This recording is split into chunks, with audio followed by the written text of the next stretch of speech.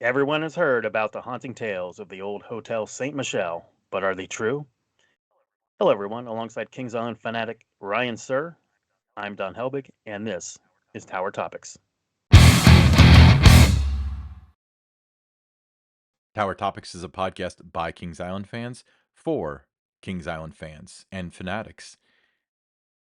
That's who we are, and that's who we care about the most. Cool.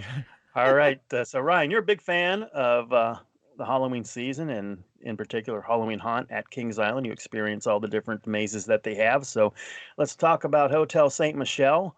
What is Hotel St. Michel? A seemingly abandoned but sinister maze within Kings Island's Halloween Haunt. Yeah, I mean, Hotel St. Michel is obviously themed to a hotel. So the concept isn't something we haven't seen before. But as far as Kings Island mazes are concerned, this one's pretty up there as far as kind of the quality and the attention to detail and so on. It's I feel like with a lot of theme parks, it's really easy to throw a bunch of stuff in an area and call it a haunt maze, but this one isn't like that. It was a pleasant surprise. All right, so Ryan, can you describe the eerie atmosphere, as guests approach this maze, feeling as if they were in the 1920s era? It's just frozen in time. Yeah, so you approach. It's in the old Action FX Theater, which the site originally housed Urgent Scare, but for obvious reasons, they probably didn't want to do that one, in the post pandemic. But yeah, you go back there, and it's the best. They actually have like a facade on it where it looks like the back or the side of a hotel, like an area where you're not supposed to be. But you hear slow, like big band music, shall we say. So it's almost like elevator music, and it kinda gives this creepy lore to it. If you've ever ridden Tower of Terror at Disney's Hollywood Studios, uh, they play the same almost the same track, shall we say, in the area near it because it has a very similar theme. Ryan, what's the significance of the locked doors at the hotel, except for the one it's labeled employees only? So, my understanding is that, the way that the maze was designed was that since the side where you're entering looks very industrial, like I said, you're entering in the old Action FX Theater, that you're actually sneaking in the back. So you travel through the maze from the backstage area. So I believe that you're going in to the employees only area because you're not supposed to be there and you're sneaking in to find out what exactly is going on. Well, let's talk about what's going on. You sneak in thinking that you're alone, but talk about that moment when guests realize you're not alone in the hotel and that it's not truly abandoned. Yeah, I mean, you go through and you're traversing through the different rooms. It's very quiet at first, typically. And then you're going through like laundry rooms and by the time you hit like the kitchen area, you start to see a lot more people, a lot more, shall we say, residents of this most unusual hotel. And one of the things that, I think that they call them in the industry, they call them gags. I'm not sure if they're called gags in the haunt industry or not, but they have these racks of like kitchen utensils, and they'll like shimmer and shake and kind of like fall and stuff. And it just kind of, it's almost like it's this rack of shelves and somebody hit it, but it's all automated, so you walk past and it does this big shaking thing and it kinda makes you jump, so I think that's really cool.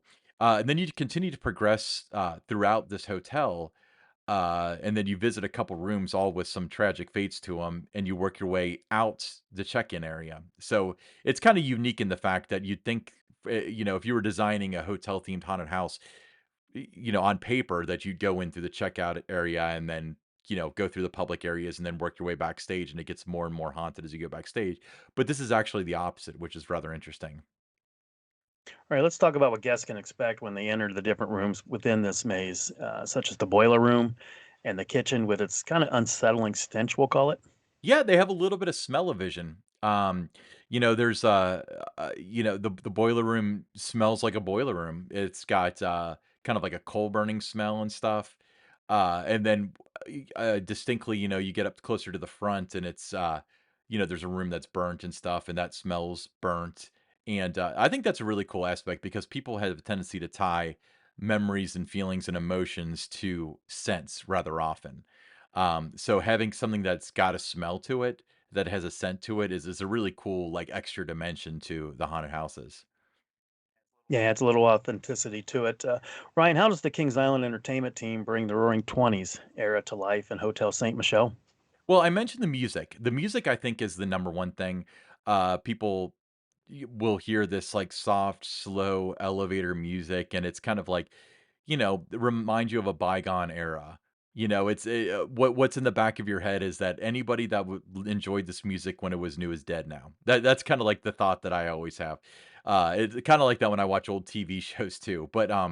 Yeah. Really, the theme is best exemplified, in the last few rooms. You go through a couple of the actual rooms, all 3 of which have different tragedies involved with them, and, shall we say, victims, that are still alive because they'll jump out at you, are dressed in, like, 1920s, like, big band dance attire, shall we say. I'm sure there's a term for it, like go-go, and I think go-go was later than that, but they're dressed in, very posh clothing that would be reminiscent of the era.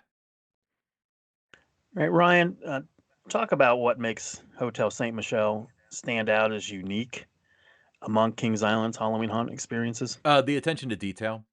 Like I said, it's very easy to put stuff in an area, make good places to hide, and people can jump out.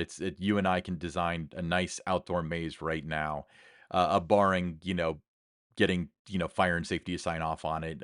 From a creative standpoint, it's not that hard. But to go from a decent one that works to like one that's actually immersive is hard. And this one's kind of it's walking up to that line and it's taking a little step over it. There's a lot of really good haunted houses out there, and the credit isn't necessarily to individual houses in a lot of cases, with Haunt in particular. But this one is for their standards is very, very good. One of my favorite scenes is there's a long hallway, and they did such a good job of making it look like the corridor of a hotel room. So it's got a bunch of doors on each side. It's got, you know, chandeliers and stuff that shake. But the cool part is there's somebody on the other side of this facade of the hallway, and they can open and shut the doors and slam them and do whatever they want. So even if you've been through the maze 100 times, it's never the same twice. And they can get a good jump scare out of you just out of the loud noise itself. But visually appearing, I mean, that particular hallway is my favorite scene in the whole thing because that looks like almost like a set, like almost like a television or a movie set where it's supposed to be a creepy hotel room. I only wish that there was a way to put a roof on it, because that's the big downfall of this stuff, and that's industry wide because of sprinkler systems and so on. You can't really put tops on it, but if you're willing to, suspend disbelief for a little bit, then that hotel, that hallway in the hotel itself, is one of the coolest scenes, and it's so simple too. It doesn't have to be complicated to be really good. All right, Ryan, of all the haunted mazes and scare zones you've experienced over the years at Kings Island's Halloween events, because I know you go back to the Fear Fest days too, Mhm. but where does Hotel Saint Michel rank on your list of favorites? Well, okay, I wanna clarify that my favorites are for different reasons. Sometimes it's just they're fun, you know? I would say that my favorite one is Curse of the Crypt. Do you remember that one? That was back, I do. by Flight of Fear, but in the back of the games building. Another one that's up there is, the original Holiday Horror, the one that Paramount did, where they had the Santa that was, like, mean and stuff. I thought that was just so funny. Um, but this one I would say is probably a top 5, I mean, it's, for in a lot of instances, like, we've had a lot of corn mazes and stuff that you can group together and, things of that sort, but, as far as creativity and set design and detail and, the care put into it, this is definitely up there. This is a top 5. Yeah, it's number one on my list for the reasons that you call out. Just those attention, that attention to detail and set design, and just that the scare actors are very much into their role. So that one, Hotel Saint Michel, ranks number one on my list of favorite Halloween haunt attractions. Ryan, uh, you know, A lot of fun talking to you about Hotel St. Michel, but we'll end this podcast by referring to our Tower Topics X, the platform formerly known as Twitter. Mhm. We ran a poll to see what our followers are like built in the spot vacated by the vortex at Kings Island. Now, this comes up all the time. People always speculating what you could do there. The results from the options that we gave them were 7% would like to see a B&M dive coaster, 57% an RMC iBox coaster, 14% a B&M wing coaster, and 22% a Coca-Cola refill station. Brian, of these four, what would you choose? What are your thoughts on these rankings? Okay, well, a lot to unpack here. 7% for a B&M dive coaster. I think a B&M dive coaster is one of the most likely things for that spot. I know that you're a little bit more in favor of the dive coasters than I am, but I'm not gonna rag on a ride that doesn't exist and may not have ever been conceptualized yet. RMC iBox, that's interesting. Um, I don't Kings Island seems to really like to add stuff with reliability, especially with the coasters, and RMC has not really lived up to that, for new installations. So, I I would love to see, I mean, I love RMC, but I don't know if I would necessarily see that happening. A wing coaster would be rather expensive, but I don't know if that's enough room for that. Coca-Cola refill station, I mean, if they can commit to it being open all the time, then that wouldn't be too bad, but it would also take up very small amounts of that plot of land. Or they can make a Coca-Cola refill station that takes up the whole plot of land, and it could be really, really cool, you know?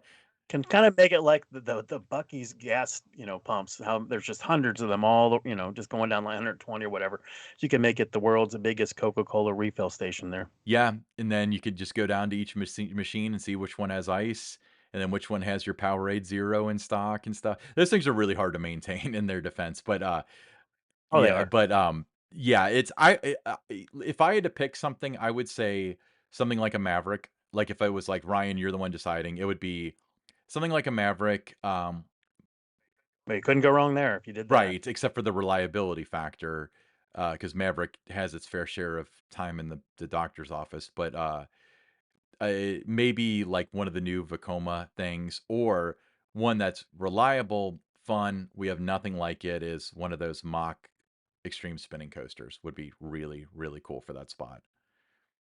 So It's always fun to speculate. yeah, yeah. So I guess because 50%, 57% of you said RMC iBox, they kind of have to do that now, don't they?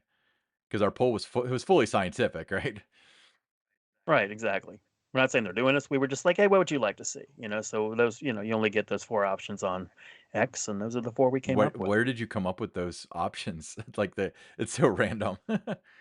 Just seeing, going through and just over the years, people, speculating since Vortex left what they would like to see there. And these are the ones that kind of came up, well, the three of them came up the most. No one mentioned they wanted to see a Coca-Cola refill station there, but you never know. I mean, you have to have something for everyone, right? Not everyone wants a new coaster there. So Yeah, Coca-Cola refill station came to yeah, I mind. mean, that would it would be a good spot for, a big show venue too.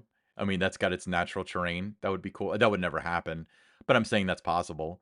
Um, I mean, they could even add, like, a whole little area, almost like Area 72 kinda thing there, and have 5 flat rides if they wanted to. There's a lot of possibility.